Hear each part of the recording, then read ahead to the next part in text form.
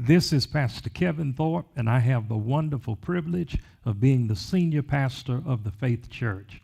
We've been preaching through a series entitled Building Better Relationships. This particular portion of the series deals with how to keep Mr. Right from becoming Mr. Wrong, and how to keep your good thing from becoming a bad thing.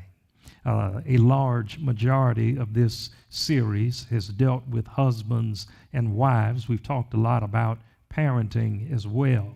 Today I want to spend our time dealing with how potential partners should examine themselves and examine one another to determine whether or not you are compatible. You may recall that this series really deals with three main themes: the importance of maturity, the importance of chemistry, and the importance of compatibility. And today we're going to deal with that subject of compatibility. How to keep Mr. Right from becoming Mr. Wrong, and how to make sure your good thing does not become a bad thing. I want to deal with a number of questions that potential partners should ask each other very early on during the dating relationship. Here's the first question I believe you ought to share with a potential partner. You ought to ask, where is my partner's mind? Where is my partner's mind? Now, over the years, after counseling scores and scores of couples, I've learned that most people fall into one of three different categories. Let me give you all three of those categories, and then I'll walk through them one at a time. Some folks are what I call job people. The second category is what I call career people. And then the third category is what I call dreaming people. Now, there's nothing wrong with either of the three. Matter of fact, the world needs all three of these categories in order for the world to be a happy and joyful place. Let's talk first of all about a job person. A job person is the kind of person whose connection to their workplace ends when the workday is over. That is, if they start in the morning at 7 a.m. and the workday ends at 4 p.m., their connection to their job ends when the workday is over. Now, one of the easiest ways you can normally find a job person is if you ask them, what do you do? If their response to that question is to tell you where they work and not necessarily what they do where they work, 9 times out of 10, that is a job person. That means the only connection that they have to their work life is from 7 a.m. until 4 p.m. And they don't want to discuss it after 4. They don't want to think about it after 4 because it is simply their job. That's what I call a job person. You ask them what they do, they tell you where they work instead of telling you what they do where they work. That's a job person. The second personality trait or type of person that you may run into is what I call a career person. Now, the difference between a career person and a job person: the job person, their connection to their employment ends when the workday is over.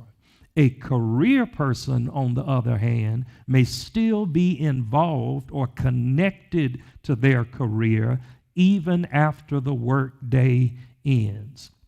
That is, if it's something that they need to study for or prepare for the next day, they may bring some of that responsibility home. That occurs in homes all over the world where there are people who have careers and there is a connection that they have to that career that extends even into their time after the workday is over.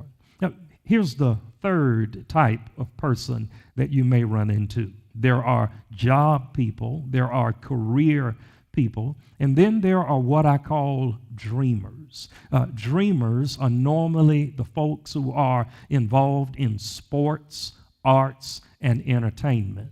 One of the unique things about a dreamer is that they can feel comfortable living in a one-room apartment or renting a room out of someone's home and using all of their resources to support or to invest in their dream. Where would the world be were it not for dreamers? We need dreamers to add spice and excitement to all of life.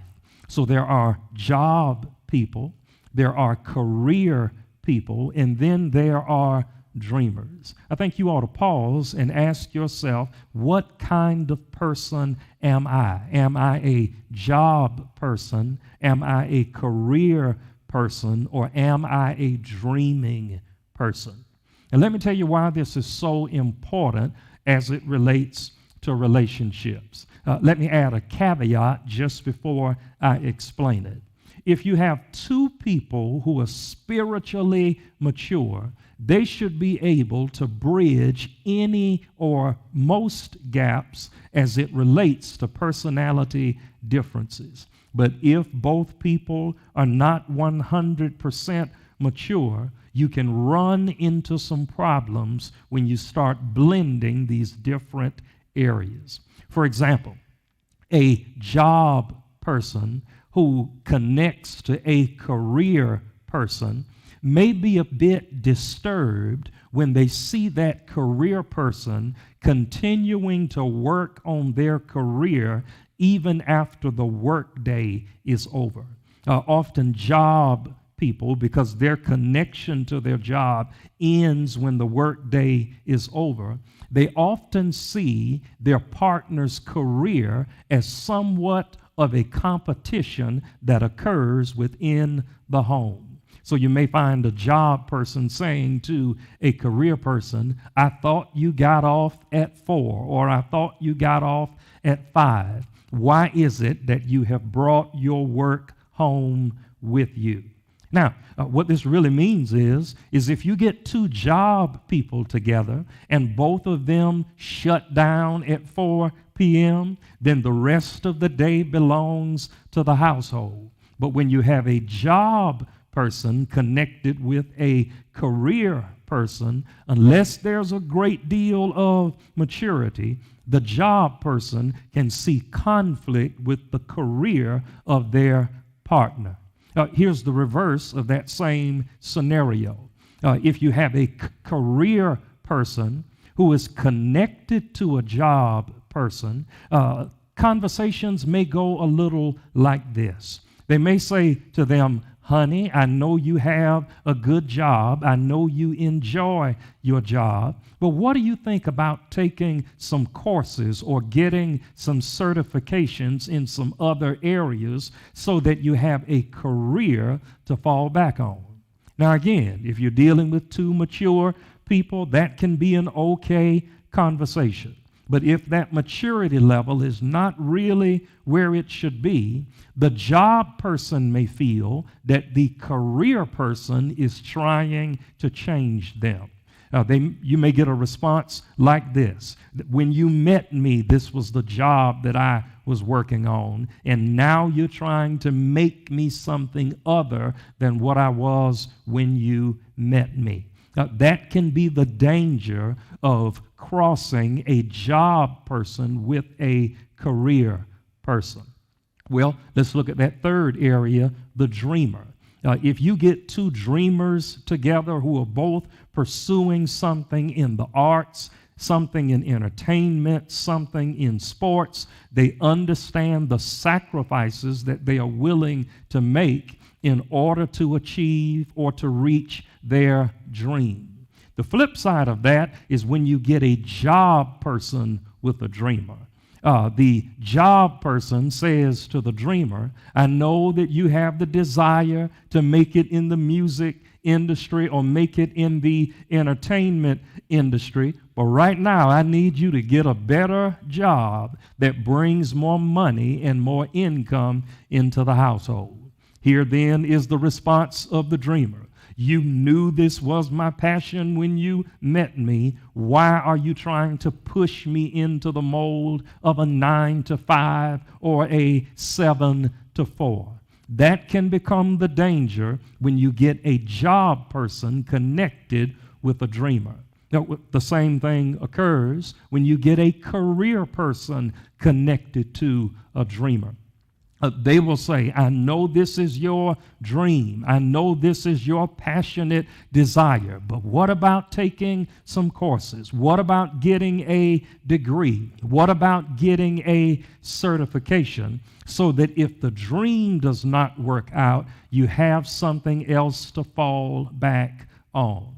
The caution that I'm giving to you is this. It is always safe when you have two job people working together. It is always safe when you have two career people working together. It is always safe when you have two dreamers working together.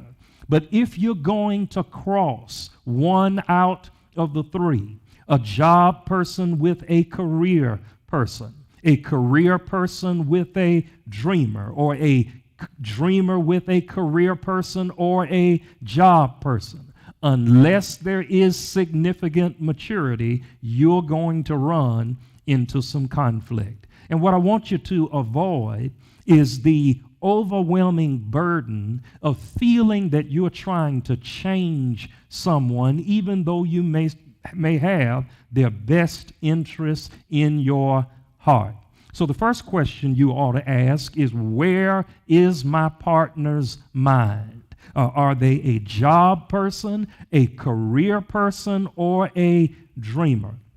And if you conclude that you are one thing and they are something else, make certain that you are mature enough to handle that transition and help them to become their very best selves. So that's the first question that you ought to ask. Where is my partner's mind? The second question that you ought to ask is, where are my partner's convictions? Convictions are the kinds of things that make up our core, not just our personality traits, but the things that really make us who we are, our convictions.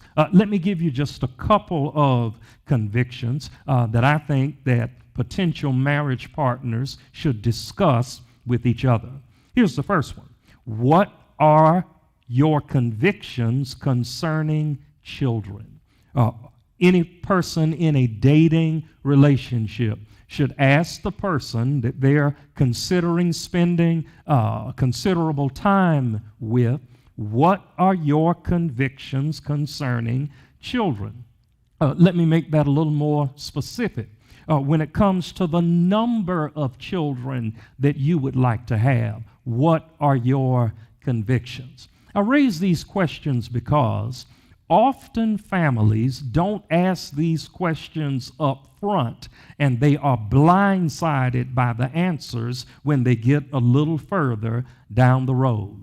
A woman marries a man. She only intends to have 2 children, but the man wants 7 children. And if they had talked about this early on, they would not have been blindsided by it later on, or they may have determined that because their differences are so great that they may not be compatible for each other. It is important to ask as many questions as possible, as soon as possible, to understand the heart and mind of the person that you are connecting to. So what are your convictions concerning children? First of all, when it comes to the number of children. Here's another area under that same question. What career sacrifices are we willing to make in order to raise our children? Some folks come from a very traditional background where their parents made sacrifices on behalf of the family to see to it that they were able to spend as much time as they could with their children. In other families, they relied totally on daycare, totally on summer camps and spring break camps. And in some households, parents don't spend as much time with their children as what occurs in other households. And potential marriage partners should discuss this early on. What career sacrifices are we willing to make in order to successfully raise our children? So you ought to ask, how many children do you think you would desire to have? What career sacrifices are you willing to make to raise them? Here's another area concerning children that potential partners should discuss, and that is, how will we discipline our children?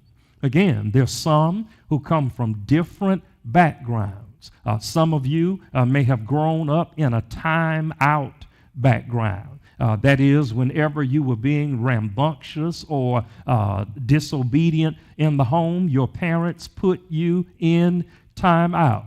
Personally, I grew up in a time out household. My parents didn't put me in time out. They took time out to straighten me out, and then I took time out. Well, couples ought to discuss this early on.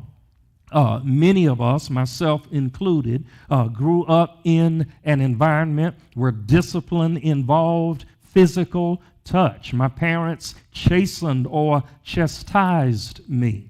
If you connect with a person who's not familiar with physical chastisement, it may come off to them as something foreign when you intercede to discipline your children. So you ought to discuss early on, what are your convictions concerning the disciplining of children, so that you make certain that you're on the same page and that you will ultimately be compatible. Let me give you another area, and this is certainly not an exhaustive list as it relates to convictions concerning children. First area we looked at is the number of children, career sacrifices we're willing to make to raise them. How will we discipline our children? Let me give you one that's perhaps a little more simple. At what age will we allow our children to date? Same thing is true when it comes to receiving phone calls. When it comes to little girls, the question may become, at what age will we allow them to wear makeup? All of these are questions that couples should discuss early on so they're not blindsided by them down the road. So the first major question we're asking, where is my partner's mind? Are they a job person, a career person, or a dreamer? Second question, what are my partner's convictions? Number one, concerning children. Here's a second area of conviction that potential partners should question one another in. Not only do you need to ask, what are your convictions concerning children? You also need to ask, what are your convictions concerning the future? What are your convictions concerning the future? Let me see if I can push that a couple of steps further. You ought to say to this person that you're thinking about dating, what are your personal goals? What are your personal goals? Here's a second question. What are your goals for our family? Now, let me tell you why these questions are so important. If you are dialoguing with someone and you ask them, what are your personal goals? If their response is, you know what, I really don't have any personal goals. I'm just enjoying life and taking it as it comes along.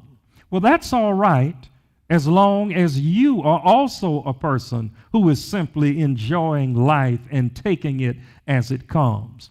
But if you are a person with personal ambitions, personal goals, personal benchmarks that you desire to meet, if you're not careful and that person is not on the same level of maturity, as you are pursuing your goals, if they don't have any goals themselves, they may see that the pursuit of your goals conflicts with what they assumed the harmony in the home would be. So you ought to ask them, what are your personal goals?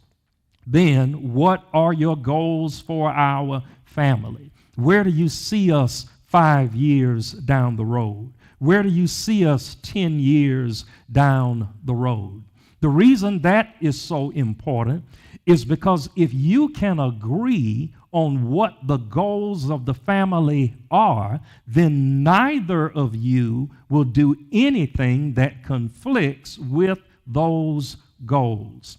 If your goal is to be debt-free, then no one is going to come home with a 70-inch television because it does not contribute to the debt freedom goal that you have set for the family. So you ought to ask them, what are your convictions concerning the future? That leads me into the next area that I think husbands and wives or potential partners should discuss, and that is, what are your convictions concerning debt and finances? I'll give it to you again.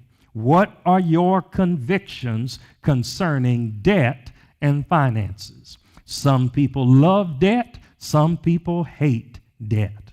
Some people, rather than having very expensive items in their home or very expensive possessions, they would much rather have a sense of financial security that their bills are going to be paid even if they miss some time off of work. And couples need to discuss these things very early on. What are your convictions concerning debt and finances? Now, let me take a moment of liberty and share something with you that I have shared with couples down through the years. It is my absolute conviction that husbands and wives should always have mutually accessed accounts.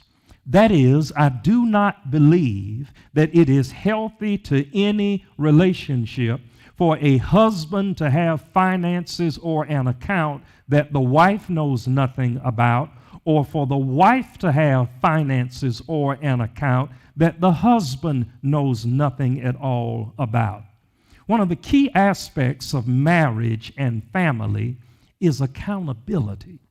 When it comes to your time, when it comes to your money, when it comes to your morality or your behavior, husbands and wives ought to feel accountable to each other. It is not my persuasion that grown people should announce to each other, I'll be back. That is, you say to your husband or your wife, I'm leaving the house. I'm not telling you where I'm going. I'm not telling you how long I'm going to be there. I'm not telling you who else is going to be there. I'm not telling you when I'm coming back. I don't believe that that is a healthy way for husbands and wives to behave with each other. Now, in single life, you don't have to announce anything to anybody. If you want to get ice cream at 1 o'clock in the morning, straight out of the house, you go. If you want to go to the movies and the movie starts at 10 o'clock p.m., when you're single, you don't have to check with anybody. You get your ticket and you watch your movie. On the flip side, I think it's a dangerous thing when husbands and wives don't have a strong enough sense of accountability to each other that you can be absent without your marriage partner even knowing where you are. That morphs itself into finances. based on the myriad of couples that I have counseled over the years, one of the most dangerous things that can occur is when there are finances that are unaccounted for or finances that are not mutually accessible.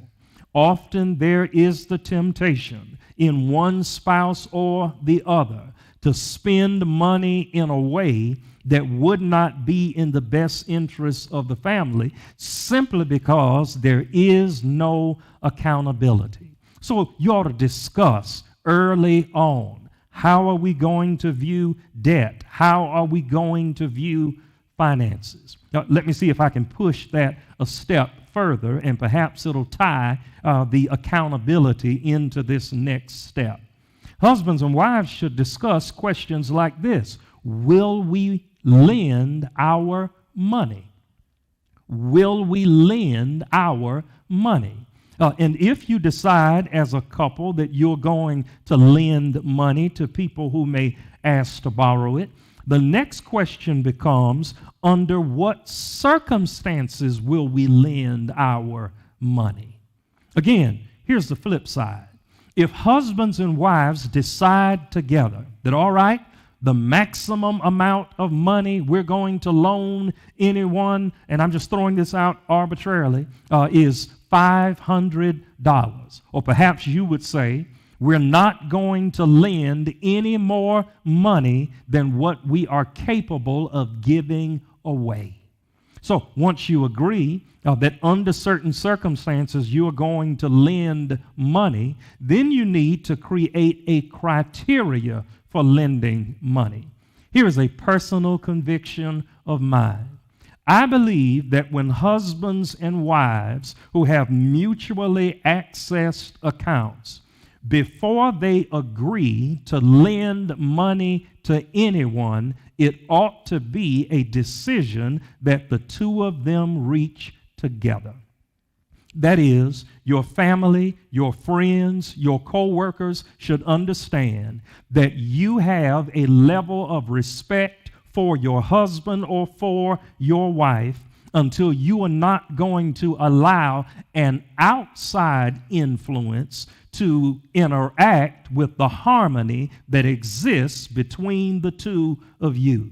Here's what that means plainly. If your cousin says, "Can I borrow $100?" your response ought to be, "Let me talk to my wife." If your brother says, "Can I borrow $75?" your response should be, "Let me talk to my husband." And the two of you should agree on that amount together. Then you ought to agree on the circumstances that you will lend money under. It's my personal conviction that if you're going to loan someone money, they ought to be able to tell you when they intend to pay the money back. That is, if you loan them that money on Monday, they ought to be able to tell you if they're going to return that money on Friday. And I've met some people, you have to be very specific with them because they will tell you, "I'll give it back to you on Friday." They just don't specify which Friday it's going to be. You're thinking it's going to be the upcoming Friday, and they're thinking about a Friday that may be 6 months down the road. So you ought to decide, will we lend our money, and under what circumstances will we lend our money? Here's what's unique about that.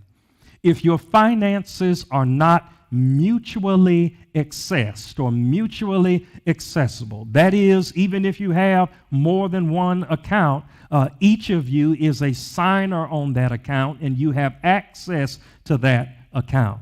If you don't operate that way and someone comes to you to borrow money, there may be that temptation to lend that money to them without informing your spouse. And the moment you start behaving that way, you're putting yourself on a dangerous course because now you have allowed secrets to creep into your marriage relationship. Think about that. You've allowed someone outside of your home to create secrecy within your home over something as small as $75, only to have it come out later on that you made the loan without informing your spouse. So you ought to talk about it early on. What are my convictions concerning debt and finances? That is, will we lend our money? Under what circumstances will we lend our money? Let me give you a third area under money. How will we honor God with His money? Lord knows this is a question that couples need to talk about very early on. Some of you, just like me, I grew up in an environment where we recognized that whatever we had came from God. However God blessed us, it was our responsibility to bless God in return. Well, see, not everyone grew up in that same environment.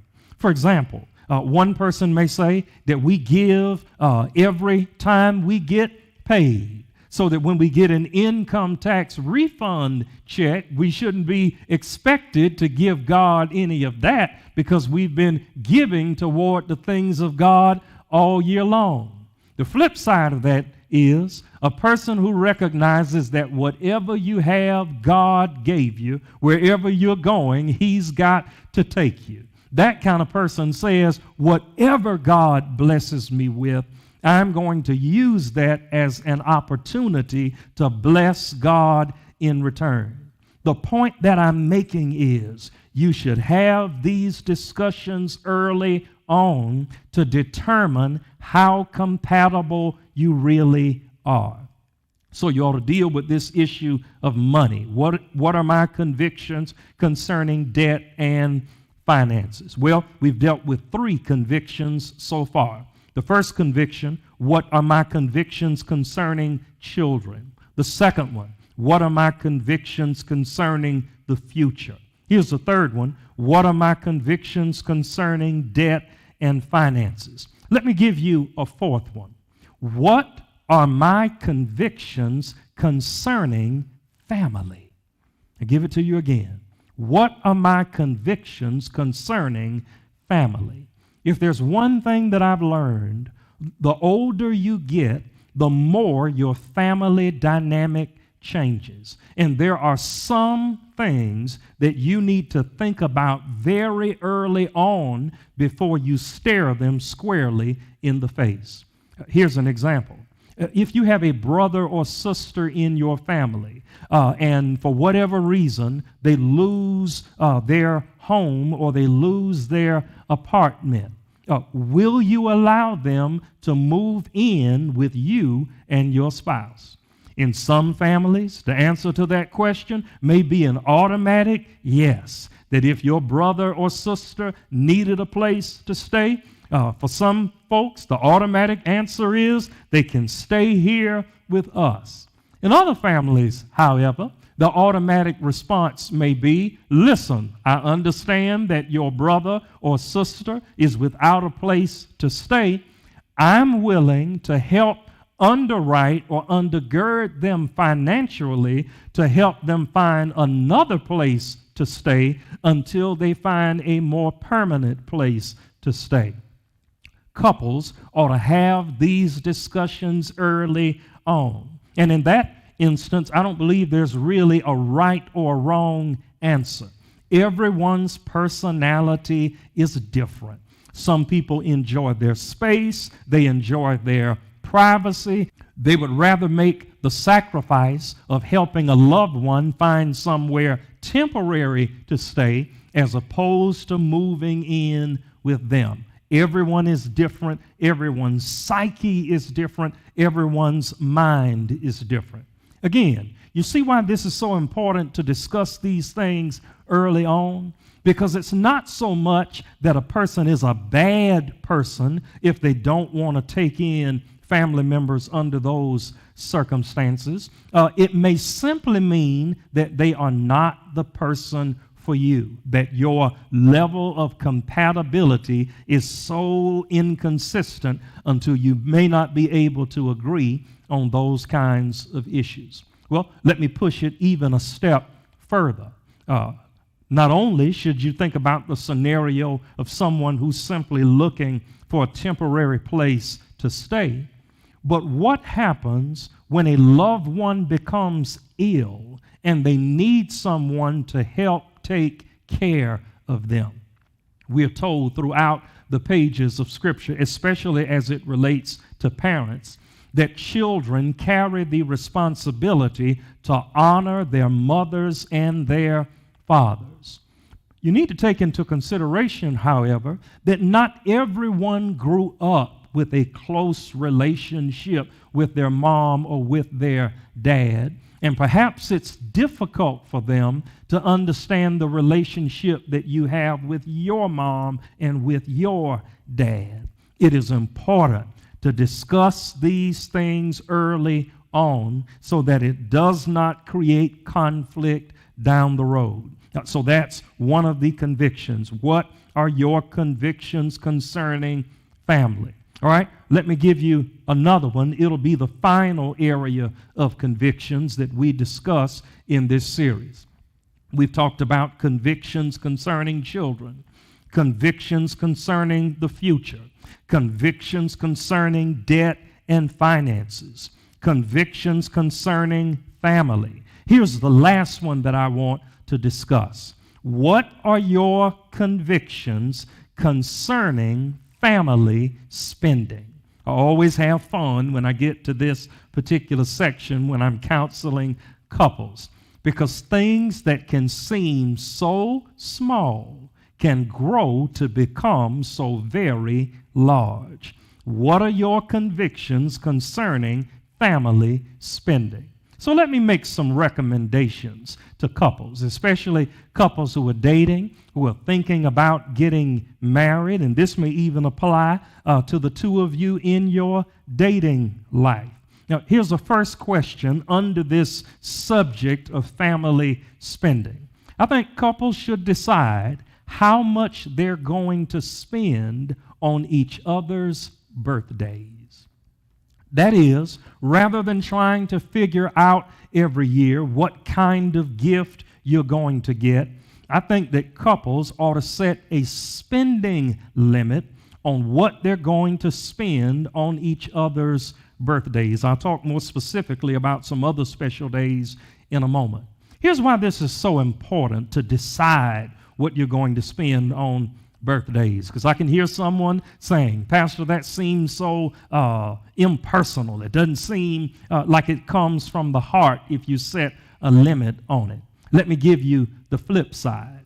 If it's the husband's birthday and the wife goes out and spends $1,000 on whatever that gift is, then it turns around and it's the wife's birthday and the husband spends $150. Now you can say to yourself all day long, well, Pastor, it's the thought that counts. That sounds good when you're in kindergarten, but when you're an adult and you've spent $1,000 on them and they only spend $150 on you, it's going to make you feel some type of way. So you ought to set some spending limits. How much are we going to spend on each other's birthdays? That is, so that each year you're not having to reinvent the wheel and come up with a whole new system on how you're going to handle that special day. Now, let me push it a step further. How much are we going to spend on holidays? Things like Valentine's Day, Christmas, anniversaries. I believe that one of the best things you can do in order to maintain harmony and to take away any possibility for the enemy to enter in, if you set a cap, if you set a benchmark, it's easier to meet that mark without having to wonder whether or not you have overspent or underspent. So set some boundaries. What are we going to spend on Valentine's Day? What are we going to spend on Christmas? What are we going to spend on anniversaries? Let me give you a third area, and that is, how are we going to handle holiday logistics? I'll give it to you again. How are we going to handle holiday logistics? That means when it comes to Christmas time, are we going to your family's house, or are we going to my family's house? Are we going to your family's house first? Are we going to my family's house first? How long are we going to spend at each of our families' homes? Here's the reality. Some people get along better with their in-laws than they do with their own families. And you all may decide that you want to spend the bulk of the day with one family and you want to spend a shorter time with the other family. I simply believe that you ought to discuss these things early on, because the last thing you want to happen is to be at one family's house for 6 hours and then you're only at the other family's house for an hour and a half, and all of a sudden somebody is ready to go. If you discuss these things early on, it takes away opportunities for the enemy to cause discord and disunity within the relationship. Well, let me give you the last one as it relates to these convictions concerning family spending. So we've talked about birthday spending. We've talked about holiday spending. We've talked about holiday logistics. Here's the last one I want to talk about. How much will we spend on outside holidays and outside birthdays? And let me tell you what that means. Maybe you have a brother or you have a sister. Your spouse also has siblings. I think you ought to decide that this is how much we are spending on people's birthdays outside of our home. The same thing is true when it comes to holidays. I'll give you an example. In some families, that son or daughter may be very close to their mom or very close to their dad. And they may say that it has always been my desire to send my mom or my dad on a dream vacation. And that dream vacation may cost thousands of dollars. And that's fine in and of itself that you have that desire to do something nice. But if your spouse does not share that same desire, then the two of you need to make certain that you are on the same page. Because if it's Mother's Day and we spend $2,000 on your mom and $75 on my mom, there is something drastically wrong with that equation. That leads me to something that I've been waiting this whole series to share. I'm a big football fan, especially when it comes to collegiate sports. I love football.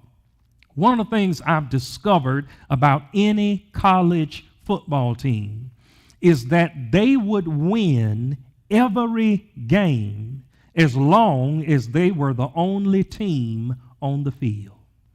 The reason that no team wins every game is because whenever they show up on the field, there is an opposing team on the other side. And that opposing team has the same desire to win as they do. And one of the things you need to keep in mind as it relates to relationships is that when you enter into the institution of marriage, you get an enemy that you didn't have before. The Bible says that Satan hates everything that God loves. God loves his people. God loves relationships. He loves healthy parents and healthy children, but the enemy hates each of them. Married life would be simple if all you had to do was to deal with each other. But the truth is, you have an enemy who is doing everything that he can to bring about destruction and disunity in your relationship. You know, it is my prayer that you have enjoyed this series on building better relationships. This has certainly not been an exhaustive series. What I mean by that is there are a whole lot of other things that we can add to this and continue to discuss as it relates to husbands and wives, moms and dads. But I wanted to take this time to plant as many seeds as I could on what it takes to build healthy, happy relationships. We've been in a series entitled Building Better Relationships. I want to tag this particular section of this series, Let's Talk About Sex. In 1 Corinthians chapter 7, verse 1 through verse 7, the Apostle Paul deals with the subject of sex and intimacy in Christian marriage. Look at what you find as I read from the Message Bible.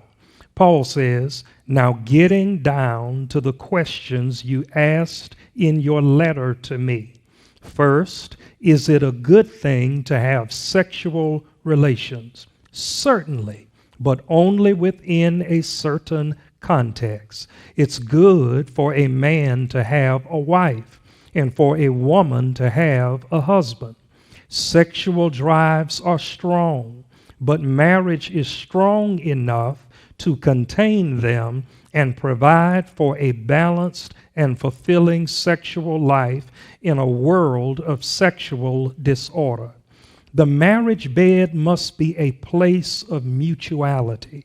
The husband seeking to satisfy his wife, the wife seeking to satisfy her husband. Marriage is not a place to stand up for your rights. Marriage is a decision to serve the other, whether in bed or out. Abstaining from sex is permissible for a period of time if you both agree to it, and if it's for the purpose of prayer and fasting, but only for such times. Then come back together again.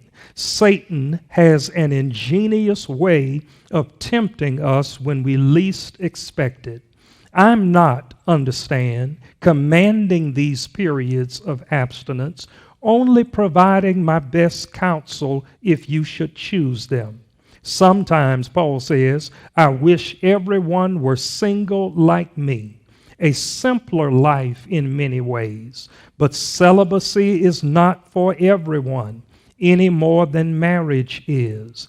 God gives the gift of the single life to some, the gift of the married life to others. Right here, I want to breathe a word to two separate groups of people. I want to say something to parents, and then I want to say something to pastors. Two of the callings that I believe that parents and pastors share alike is the responsibility of both modeling and mentoring when it comes to healthy sexual behavior. What I mean by that is, as parents, you ought to model in the presence of your children what it is like to be in a healthy, happy relationship. Your children shouldn't have to look to the world to get an idea of what it means for a couple to be affectionate towards each other. They ought to be able to see it in their own home with their own parents. And one of the questions I think that parents should ask themselves is, what types of attitudes are we modeling before our children as it relates to how husbands and wives should get along with each other, especially when it comes to intimacy and when it comes to affection. So I believe that for parents and for pastors, if the Bible is not silent on these subjects, our pulpits should not be silent on these subjects. We must do a better job as leaders in our homes and in our churches of painting a more accurate picture of what it is like to be both healthy and to be happy. So the first words that I breathe are words to parents and then words to pastors. But now I want to breathe a word to partners. I began with parents, began with pastors, but now I want to breathe a word to partners. When it comes to the idea of sexuality in marriage, the Bible has much to say. Now, three of the major aspects that we're discussing in this series are the importance of maturity, the importance of chemistry, and then the importance of compatibility. In our last session together, we talked a lot about maturity. Today, we'll deal with chemistry, or the sexual aspect of marriage. And in our next session, we'll deal or begin to deal with the subject of compatibility. If you'll remember that one of the key aspects of being mature is possessing the ability or the capacity to love. Love, in the context of relationships, is not simply about affection. It is not about feeling. Love is about a commitment. Love says that I am committed to meeting your needs. That means that every man who is planning on taking a wife must go into that relationship with the commitment to meeting the legitimate needs of his wife. Every woman who is preparing or asking God for a husband ought to go into that relationship with the commitment of meeting the needs of her husband. I cannot stress enough how important maturity is. That means that we have to be mature enough to do the right thing. It also means that we have to develop good communication skills to be able to express the right things. And we'll look at that subject in one of our sessions that we spend together, healthy ways of husbands and wives communicating with each other. Look again at Paul's words in 1 Corinthians chapter 7, verse 1 through verse 7. Paul says, "Now getting down to the questions you asked in your letter to me. First, is it a good thing to have sexual relations?" Here's Paul's response. "Certainly, but only within a certain context. It's good for a man to have a wife and for a woman to have a husband. Sexual drives are strong, but marriage is strong enough to contain them and provide for a balanced and fulfilling sexual life in a world of sexual disorder. The marriage bed must be a place of mutuality. The husband seeking to satisfy his wife, the wife seeking to satisfy her husband. Marriage is not a place to stand up for your rights. Marriage is a decision to serve the other, whether in bed or out." Several things Paul points out in verse 1 through verse 7, and I want to walk through those things during our time that we spend together today. Here's the first major lesson that Paul teaches to husbands and to wives. The first thing Paul teaches is this: your body is not your own. When a husband takes a wife and when a wife takes a husband, one of the aspects that comes along with that union is that your body no longer belongs to you. It becomes the possession of your husband or of your wife. That's why, ladies and gentlemen, it is so important that when you prepare and choose a marriage partner, this has to be a person that you are willing to give yourself to. That means they must be worthy of the gift of yourself, and you must be mature enough and comfortable enough to give yourself over to them. Marriage brings about a special union between a husband and a wife to the extent that they no longer belong to themselves, but they belong to each other. So the first reality that Paul points out that ought to rest in the heart and the mind of the believer, the mature believer, the loving, trusting believer, is that your body is not your own. Here's the second theme that Paul points out in 1 Corinthians 7.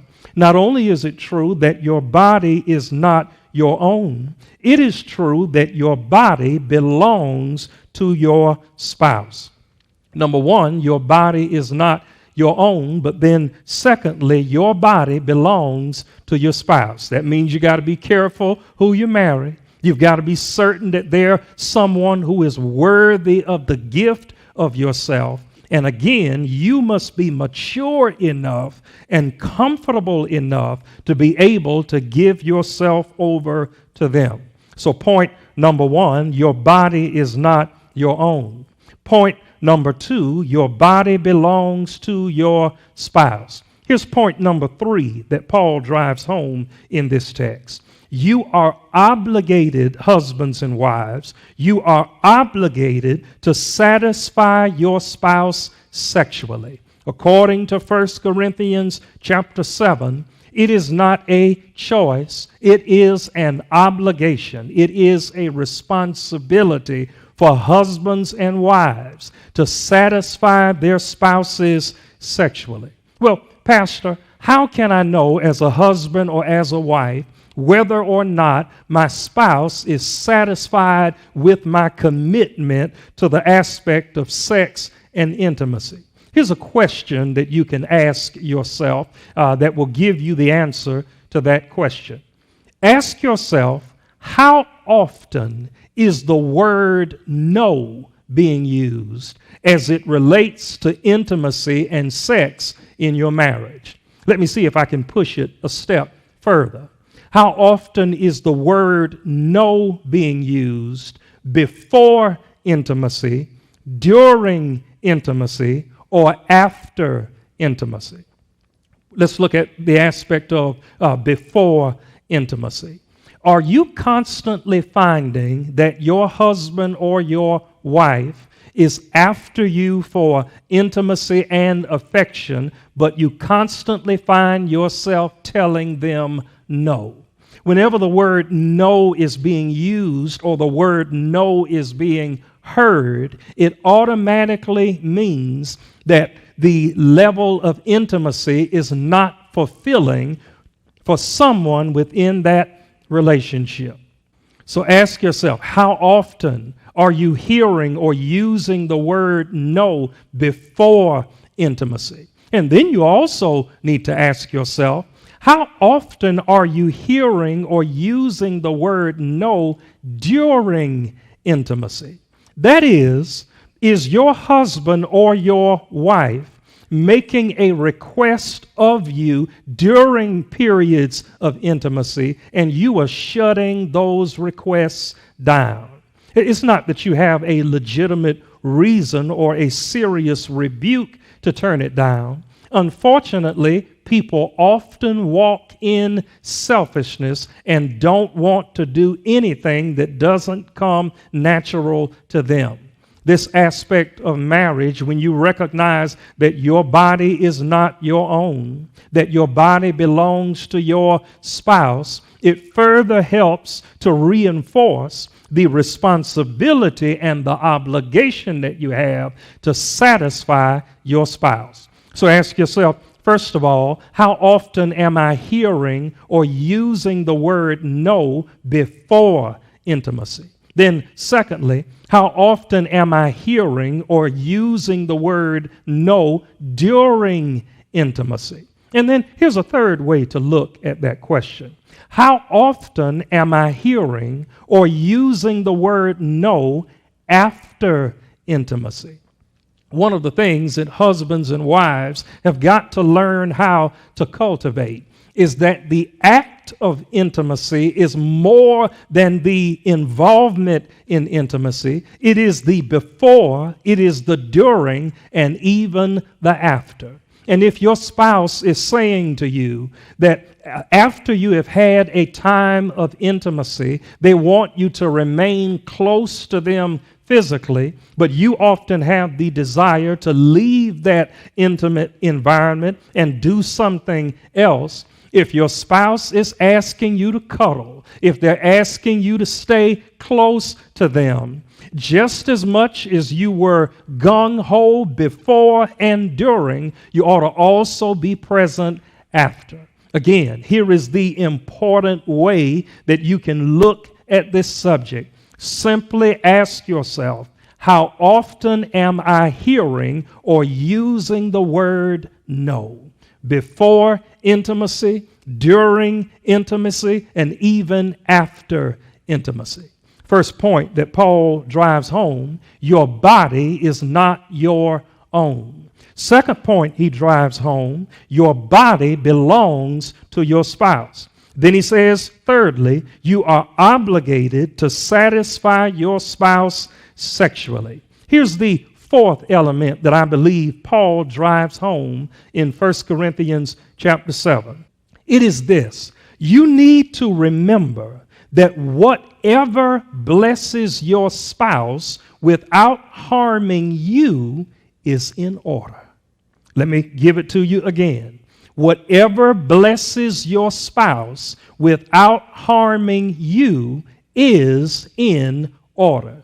You see, when you recognize that you no longer belong to yourself and that you belong to someone else and that you have the obligation to satisfy them when it comes to sex and intimacy, it pushes you to recognize that whatever blesses them, if it's not harming you, then it's automatically in order.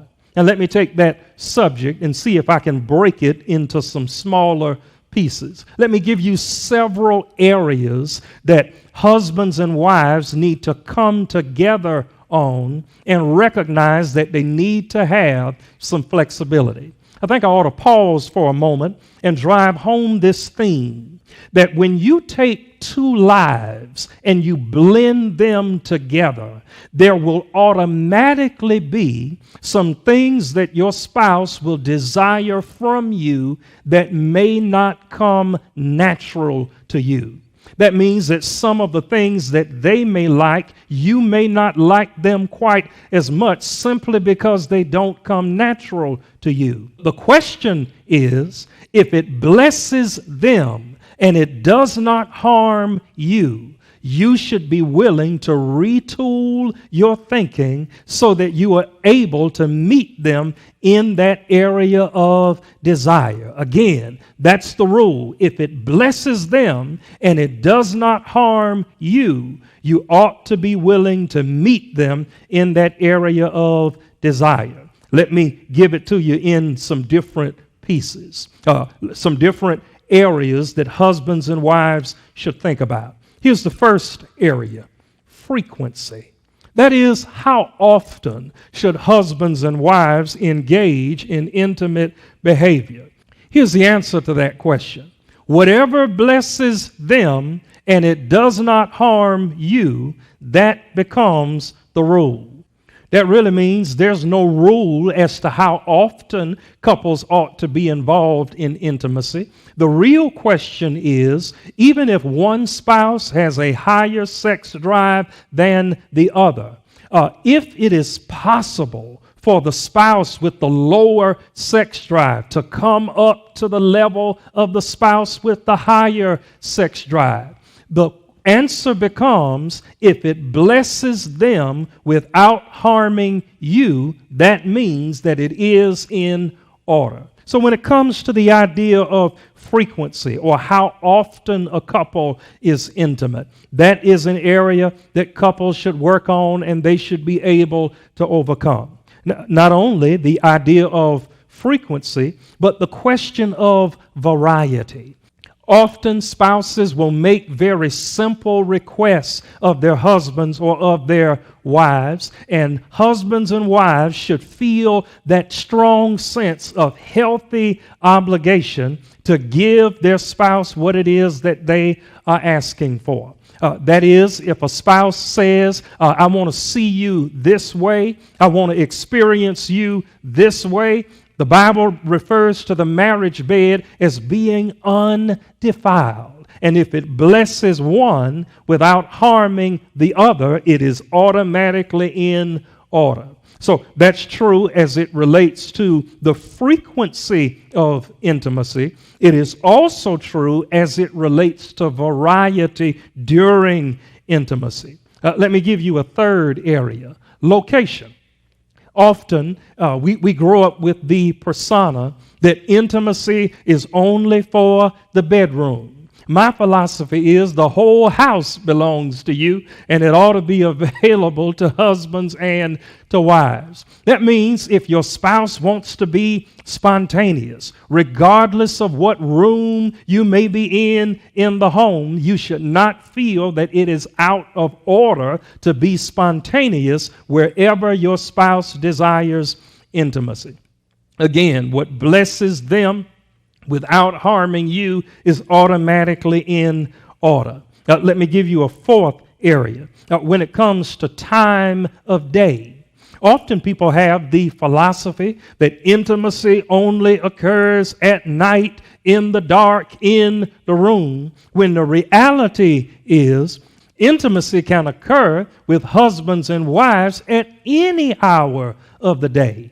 I think one of the things that often taints us is that we have developed these psychological patterns that make us feel that certain things can only happen in certain places at certain times of the day under certain circumstances, when the reality of sexuality is one of the greatest benefits of it is the importance of being spontaneous. Again, ask yourself, how often are you hearing or using the word no? And if you are hearing the word no and using the word no, it means that someone is not fully satisfied in the intimate relationship. So when it comes to frequency, when it comes to variety, when it comes to location, when it comes to time of day, there ought to be great flexibility in all of those areas. Let me point to a final aspect that husbands and wives should give some credence to, and that is the use of what we call marital aids. That is, toys that husbands and wives may desire to introduce into their marriage relationship and into their time of intimacy. Now, Christian counselors have a great rule of thumb as it relates to the use of marital aids or toys within the intimate environment. And here is the rule.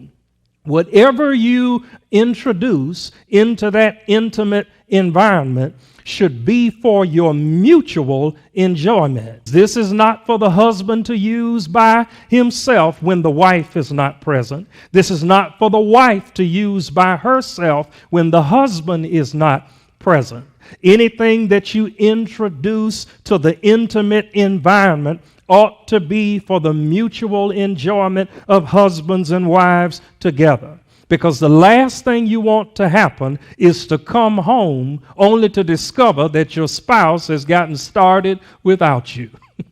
I really pray that Paul's admonitions in 1 Corinthians chapter 7 have been a blessing to you, as he points out to husbands and wives that your body is not your own. Your body belongs to your spouse. You are obligated to satisfy your spouse sexually.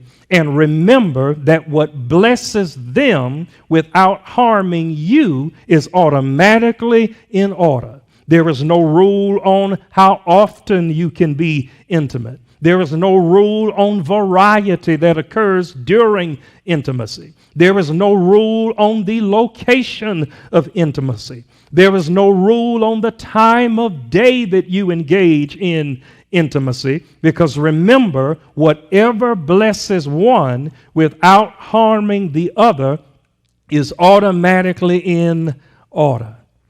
I want to thank you for your faithfulness and your steadfastness during this time of us being separated. You have been so kind in your giving. You've been so kind in following us on video and through social media. I want to encourage you to continue to do that. I encourage you to subscribe to our YouTube channel. Make sure that you like our videos and share them with your friends that you're connected with on social media. And from my heart, I look forward to seeing you in person.